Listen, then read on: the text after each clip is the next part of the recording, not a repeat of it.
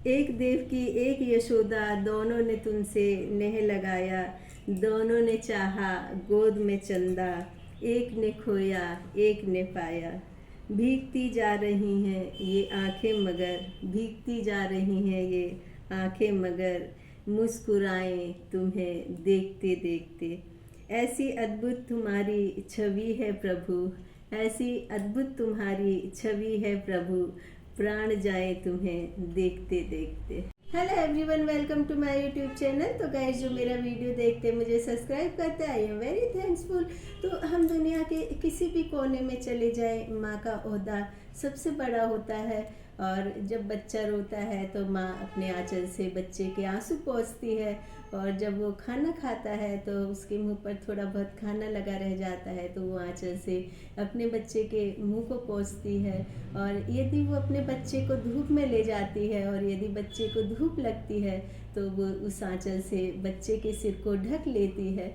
और यदि बच्चा सोता है तो उसको पहले लोरी सुनाती है, बहुत देर तक माँ जागती रहती है। और जब गोद में सो जाता है तो बच्चे को आंचल से माँ ढक लेती है, और कितनी देर तक बैठी रहती है जब तक बच्चा सोता रहता है कि बच्चे की नींद ना खुल जाए। तो ये एक माँ होती है। तो माँ का जो रूप होता है, जो स्वरूप होता है, उसका कोई वर्णन नहीं किया जा सकता है। और माँ का स्वरूप चाहे देवकी का हो, चाहे यशोदा माँ का हो, माँ का स्वरूप तो स्वरूप ही होता है। तो एक महिला में एक मातृत्व, एक स्नेह जरूर होना चाहिए। और जिस तरह से कि हमारे समाज में ये कोई नवजात लड़कियों को पॉलीथीन में बांध करके फेंक देते हैं, और उनके कोमल शरीर को कुत्ते नोचते रहते हैं, और या फिर कोई बच्चे को कूड़े में फेंक देते हैं, या कुछ मंदिर के दरवाजे पर ले जा कर के छोड़ देते हैं, क्योंकि लोगों को ऐसा लगता है कि हमारी एक या दो से ज़्यादा बच्ची हो गई तो हम इनको पढ़ा लिखा नहीं पाएंगे, इनकी परवरिश नहीं कर पाएंगे, शादी के लिए दहेज नहीं जुटा पाएंगे। तो ये जो हमारे समाज की स्थिति है, हमारे समाज की जो छोटी मानसिकता है, तो ये हमारे समाज को कहीं ना कहीं बहुत पीछे पुराने ज़माने की तरफ ले करके जा रही है। लेकिन एक यशोदा माँ बन करके ऐसी ही लड़कियों की परवरिश करती हैं, ऐसी बच्चियों के लिए बहुत बड़ा आश्रम खोल रखा है। और वो आश्रम जो है उसमें घर से भी ज़्यादा सुविधाएं हैं बच्चियों को। उनके जो माता पिता है वो छोड़ देते हैं, उनसे भी ज़्यादा वो उन बच्चियों को प्यार करती हैं। तो वो यशोदा माँ है, साध्वी ऋतुम्भरा जी। तो मैं इनके बारे में कुछ महत्वपूर्ण बातें बताती हूँ। तो साध्वी ऋतुम्भरा जी एक हिंदू साध्वी एवं सार्वजनिक वक्ता और एक राष्ट्रीय विचारक हैं। और साध्वी ऋतुम्भरा जी का जन्म 31 दिसंबर 1963 में पंजाब के लुधियाना जिले के दोराहा कस्बे में हुआ था। और बचपन में इनको निशा नाम से पुकारा जाता था, और इन्होंने 16 वर्ष की आयु में स्वामी परमानंद जी से दीक्षा प्राप्त की और उनकी ये शिष्या बन गई।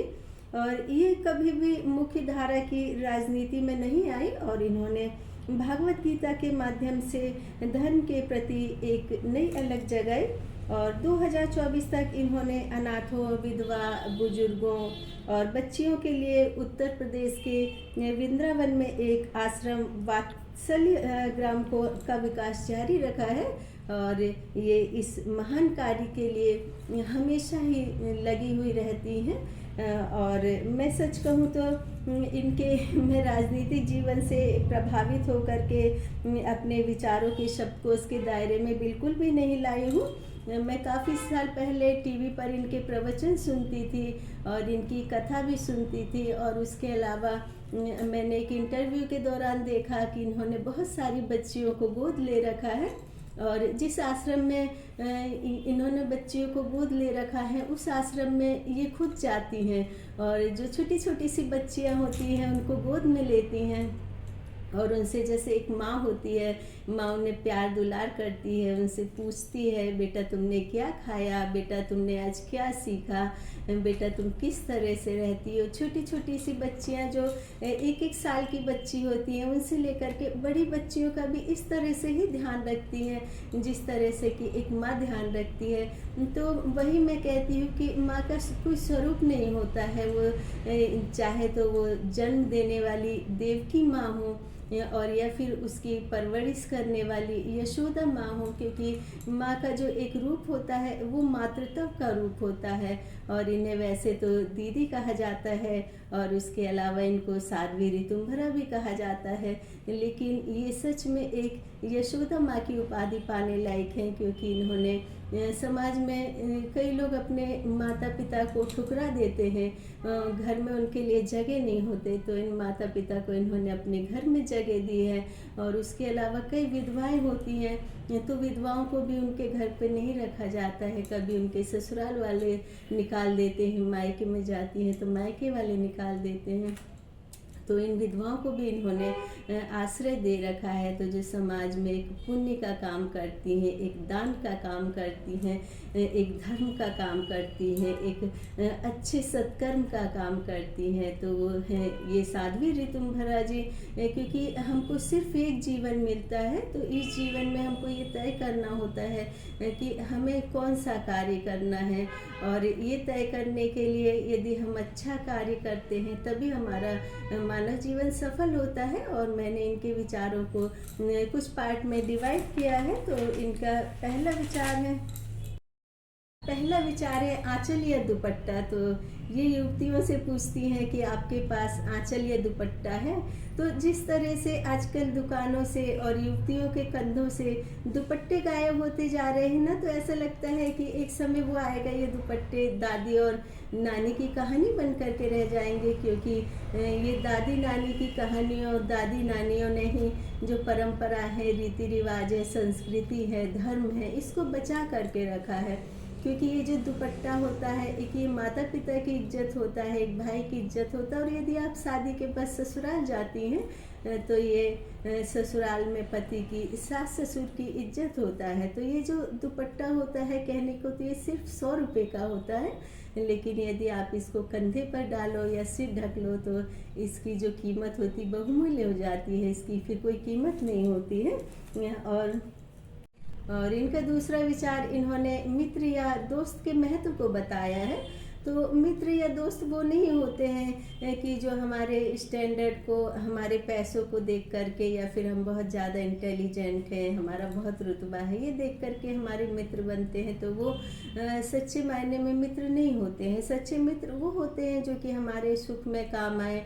हम यदि परिश्रम कर रहे हैं तो हमको नई नई योजनाएं बताए कि हमें कैसे आगे बढ़ना। यदि हम दुखी हैं, हमारे पास कि हमारी आर्थिक स्थिति सही नहीं, हम बहुत ज़्यादा परेशानियों में हैं, तो उस परेशानी से निकालना एक मित्र का कर्तव्य होता है। और मैं एक बार टीवी पर अभी कुछ दिन पहले देख रही थी कि ये सचिन तेंदुलकर और उनके फ्रेंड, बहुत ज़्यादा क्लोज फ्रेंड थे वो दोनों। तो उनके फ्रेंड विनोद कामली हैं, तो उनकी मानसिक स्थिति भी सही नहीं है और आर्थिक स्थिति भी बहुत ज़्यादा खराब है, बहुत ही खराब परिस्थितियों से जूझ रहे हैं। और सचिन तेंदुलकर, विनोद कामली दोनों बचपन के फ्रेंड हैं। तो यदि वो उनके परम मित्र हैं तो सचिन तेंदुलकर को उनकी जो मानसिक स्थिति ठीक नहीं है उसका भी इलाज कराना चाहिए। उसके अलावा उनकी आर्थिक स्थिति बहुत खराब है तो उनकी भी सहायता करनी चाहिए, क्योंकि हम कितने भी बड़े ओहदे पर पहुंच जाएं, कितनी भी अच्छी पोजीशन पर पहुंच जाएं, तो हमारी पोजीशन जब भी ऊंची कहलाती है। जबकि यदि जमीन पर कोई बैठा है तो उसे ना लगे कि जमीन पर बैठा है, और यदि हम किसी ऊंची जगह पर बैठे हुए हैं तो उसे ये ना लगे कि इतनी ऊंची पोजीशन पर है कि हम इस तक नहीं पहुंच सकते। तो कितना भी आप ऊंचे पहुंच जाए तो हमेशा ही डाउन टू अर्थ रहना चाहिए। और तो भक्त इनसे पूछते हैं कि मथुरा से गोकुल कितना दूर है। तो ये बताती हैं कि देवकी की कोख से लेकर के यशोदा माँ की गोद तक, क्योंकि माँ तो खुद ही सृष्टि की रचयिता है। और एक माँ अपने खून से, अपनी सांसों से, अपनी धड़कनों से एक छोटे से जीव का सृजन करती है। और जो पृथ्वी की संरचना है वो भी एक माँ से ही मिल कर के हुई है। और एक माँ जब एक नए जीव को जन्म देती है तो वो यशोदा रूपी पृथ्वी की गोद में सौंप करके कहती है कि देखो, मैंने तो ये नए जीव का सृजन कर दिया है और अब इसकी रक्षा करना और इसको अच्छी तरह से इसका पालन संस्कार करना, मैं भी पूरा इनका बच्चे का ध्यान रखूँगी। और मुझे समय समय पर ये समझाना कि कहीं मैं बच्चे की परवरिश गलत नहीं कर रही हूँ, संस्कार गलत तो नहीं दे रही हूँ। तो ये काम धरती माता तुम्हारा है। तो माँ के लिए चाहे कोई कितनी भी कविताएं लिख दे, कवि साहित्यकार साहित्य की रचना कर दे, लेखक कितनी भी कहानियाँ लिख दे, चाहे पूरी पृथ्वी को माँ की रचनाओं से, माँ की कविताओं से, माँ के चित्रों से भर दे, लेकिन फिर भी जो माँ की रचना है और माँ का संपूर्ण विवरण है वो कम ही रहेगा, क्योंकि माँ की कोई परिभाषा नहीं है। माँ सृष्टि की संरचना है और वही माँ संपूर्णता में एक पूर्णता है। और उसके बाद इन्होंने कहा कि बेटियों की चिंता करने वाली बेटियां माता पिता की चिंता करती हैं। तो बेटियां माता पिता की बहुत ज़्यादा चिंता करती हैं, विवाह से पहले भी और विवाह के बाद भी।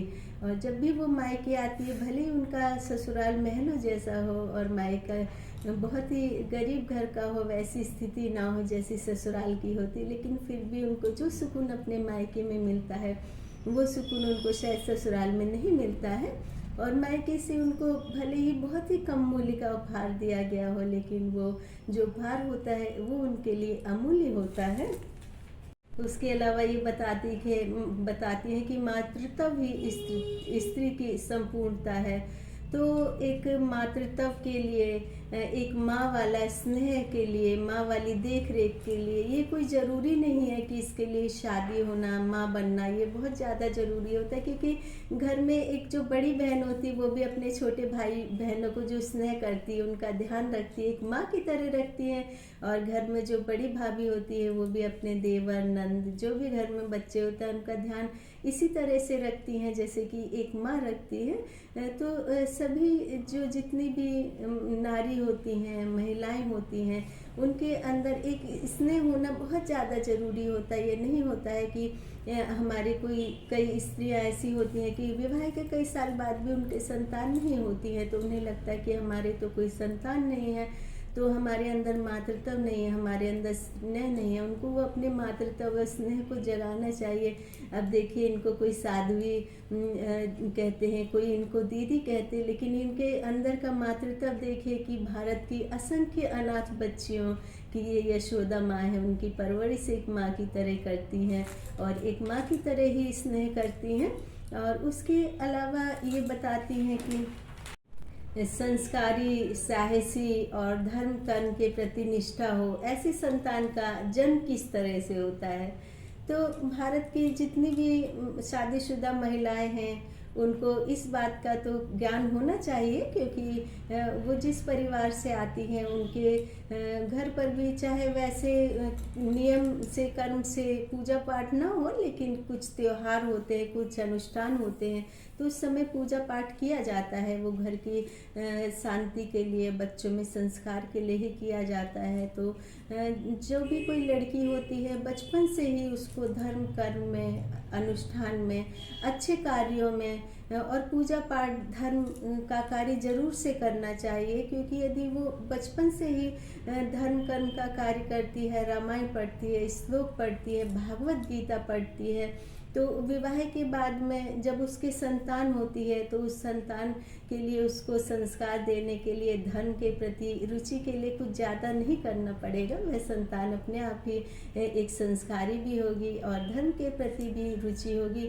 और एक इनका और विचार है कि घर परिवार को एकदम मजबूत होना चाहिए। घर परिवार के मजबूत होने का तात्पर्य यह नहीं कि बहुत सारे बड़े बड़े से हवेली हैं या फिर गाड़ियां हैं और बहुत सारे ऐशो आराम में बहुत अच्छे से एक जगह डाइनिंग टेबल पर बैठकर खाना खा रहे हैं या 5 स्टार होटल में खाना खा रहे हैं, तो हमारा परिवार बहुत अच्छा है, मजबूत है। परिवार अच्छा मजबूत होने का मतलब होता है कि आपके जो परिवार में कितनी सुख शांति है, परिवार के लोगों के विचार कितने ज़्यादा मिलते हैं। ये जो समय चल रहा है, इस समय पर आपके परिवार के लोगों को मिले रहना, मजबूत रहना बहुत ज़्यादा ज़रूरी है, क्योंकि इस समय परिवार और आस पड़ोस से ज़्यादा ये साइबर क्राइम वाले हमारे परिवार को तोड़ने में लगे हुए, किसी भी तरह से आपको तोड़ सकते हैं, किसी भी तरह की गलतफहमी पैदा कर सकते हैं। तो सबसे ज़्यादा आपको इस समय अपने परिवार को मजबूत रखने की ज़रूरत है, क्योंकि आप अपने परिवार को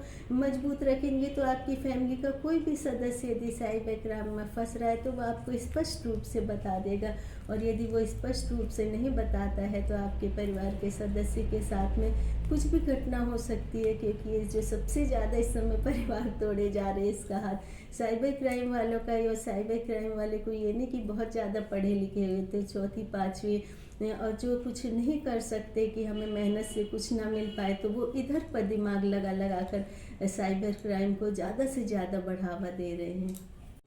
तो ये परोपकार से, धर्म से, संस्कार से साध्वी रीतमभरा जी हमारे समाज को एक नई दिशा दे रही हैं, हमारे समाज का विकास कर रही हैं। और यशोदा माँ वाले वात्सल्य से सभी जितनी भी कन्याएं हैं उनका पालन पोषण कर रही हैं, शिक्षा दीक्षा का ध्यान दे रही हैं, और उनकी विवाह भी करा रही हैं। बहुत अच्छे अच्छे घरों में उनके विवाह होते हैं। तो इस सब के लिए हम सब भारतीय साध्वी रीतमभरा जी और दीदी के बहुत ज़्यादा आभारी रहेंगे।